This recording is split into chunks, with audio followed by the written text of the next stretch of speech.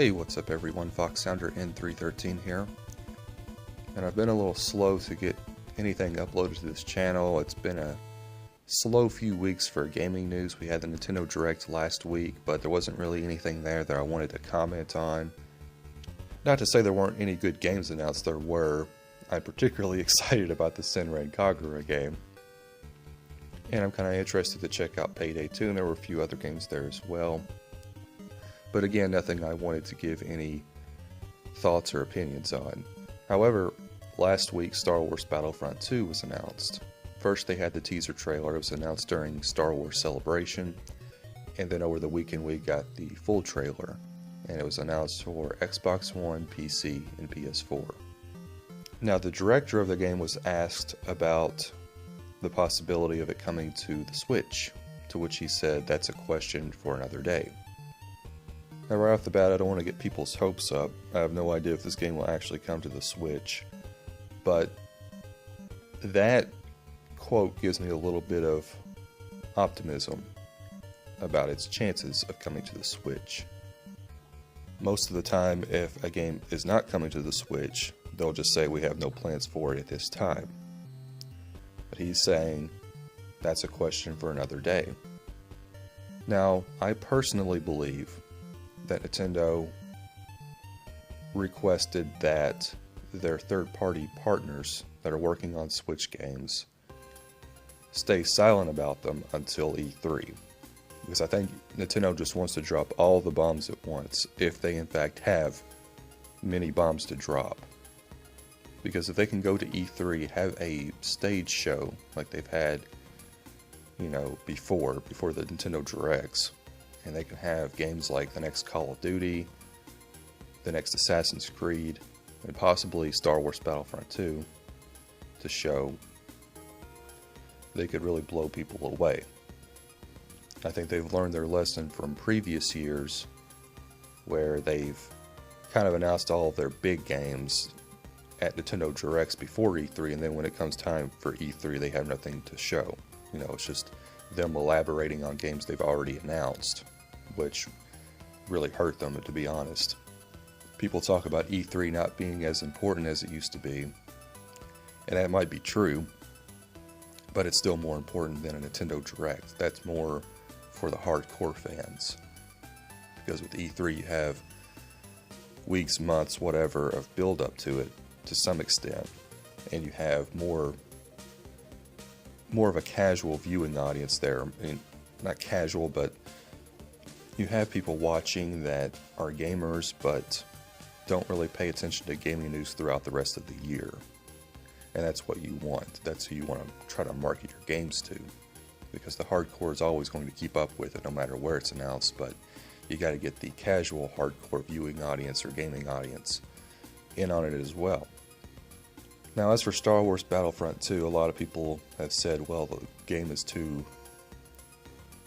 graphically demanding to run on the Switch. And yeah, looking at that trailer, that's absolutely true. And they say, well, the developers aren't going to want to downscale it for the Switch. There's also the possibility that the Switch can't support the Frostbite engine. I don't know about that, but who knows. But as far as the game being graphically intense, or maybe I should say visually intense, and the developers not wanting to downscale it. See, this is where I think people make the mistake of assuming it's up to the developers to decide which platforms the game gets released on. If it's an indie developer, yes, but if it's a developer that's owned by a big third-party publisher, they don't get a say in that. If they did, I'm pretty sure DICE, along with many other third-party developers, would probably develop exclusively for PC. But it's up to the publishers, because the publishers have to make money. They fund the game, they market the game, they pay to have the copies of the game printed up, they pay the licensing fees for, the surround sound and everything else that they have to do or have to have in the game. So essentially they fit the bill, and they have to find ways of making that money back. That's why they seldom make games exclusively for one console. The most you get is a timed exclusive or a timed exclusive DLC. at least these days. So if EA thinks that there's money to be made off of the Switch and off of Switch users, they'll bring the game over, even if that means they have to bring on a second-party developer or have one of their other studios develop the Switch version or port it down. And it's also a possibility that Nintendo went to EA and requested that the game come to the Switch or made some sort of deal to get the game on the Switch, whether that be to pay for it or whatever. And I don't know that they did. We do know that they sought out Bethesda for Skyrim. I'm hoping they sought out other studios for other games as well.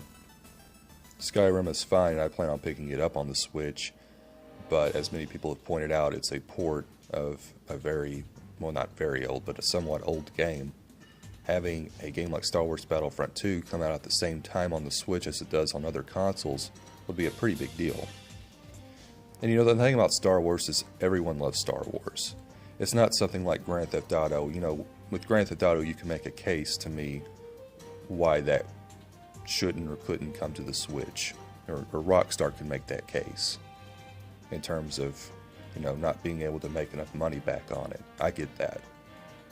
I think they should give it a try just to see and not just assume things, but again, you can make that case. But with Star Wars, everybody loves Star Wars. Even if you assume that the majority of the Nintendo audience is kids, kids love Star Wars. So I really think that's something they can make some money off of on the Switch.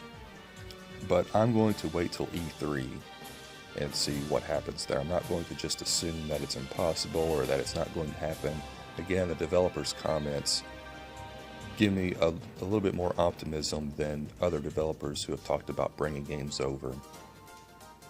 I plan to pick up the game regardless. It looks like it's going to be pretty solid. It seems like they learned their lessons from last time with the first game in the rebooted series. It's actually going to have a single-player campaign this time, which is really nice, and cover all three eras of Star Wars, which I really like as well. I've got a PlayStation 4, so, you know, I'm not going to miss out on the game. But it would be a really good fit for the Nintendo Switch, especially with the Switch's focus on local multiplayer. But again, we'll see. Anyway, let me know what you guys think in the comment section. Hit that like button, subscribe to us if you haven't already, and stay tuned for more gaming news and discussions here on Dorks Like Us. This is Foxhounder signing off. God bless.